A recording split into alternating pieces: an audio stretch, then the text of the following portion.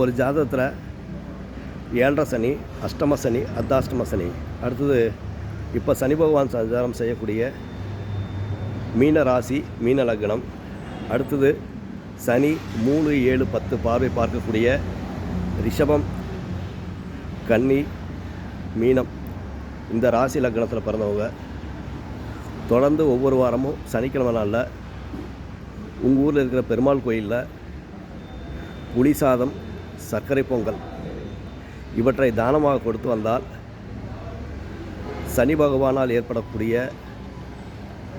தொல்லைகள் விலகும்.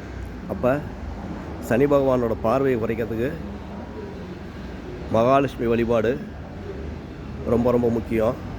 அப்போ தொடர்ந்து இந்த 7.5 சனி முடிகிற வரைக்கும் தொடர்ந்து நீங்கள் பெருமாள் கோயிலில் புளி சாதமும் சக்கரை பொங்கலும் தானமாக கொடுத்து வந்தீங்கன்னா வாழ்க்கையில் வெற்றி என்பது கட்டாயம் உண்டு.